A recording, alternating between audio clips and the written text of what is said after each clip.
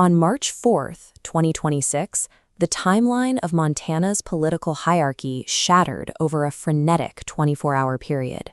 The state's top leadership seemingly collapsed overnight.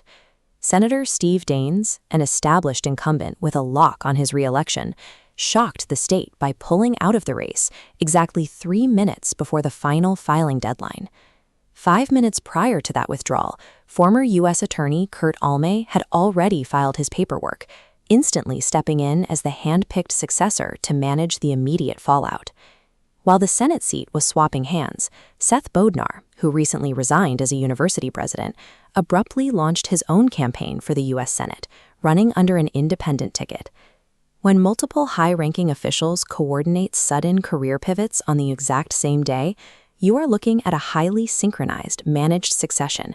It is a calculated skin swap. These leaders are desperately fleeing the paper trail of a massive federal fraud, one built entirely on the unconsenting experimentation of human subjects. The financial prize driving this panic totals $301 million, split between the $141 million Smart Fires Initiative and a $160 million grant from the NSF.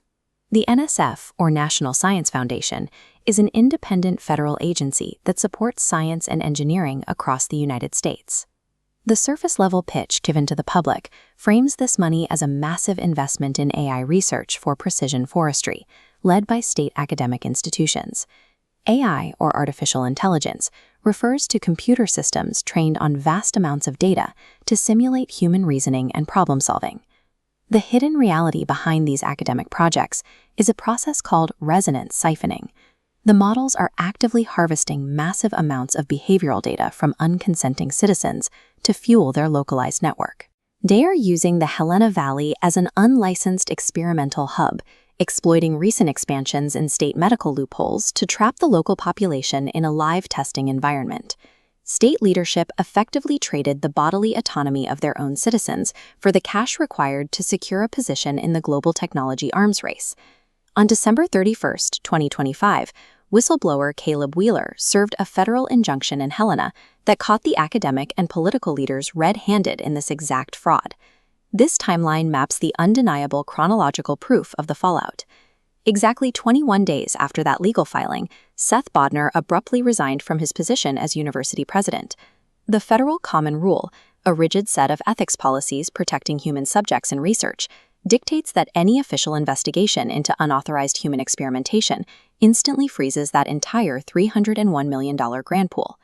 To avoid direct personal liability and protect the frozen money, compromised administrators must obtain legislative immunity by securing a federal office. The March 4th rush into the Senate is an engineered escape hatch to dodge a whistleblower's active summons. The corruption documented in Montana serves as a live beta test for a nationwide tech industry slide into state-sponsored repression. On March 1st, over 1,000 corporate artificial intelligence employees formalized a revolt, protesting the deployment of industry-leading models for the domestic surveillance of the American public.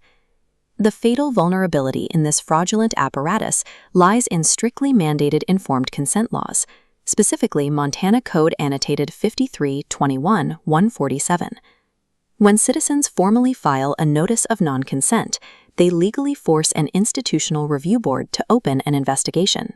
An Institutional Review Board, or IRB, is an administrative committee formally mandated to review research methods and protect human subjects from ethical violations. Triggering that mandatory ethics review is the single specific legal mechanism capable of auditing and freezing the $301 million in federal funding. The public does not have to accept the role of unconsenting test subjects.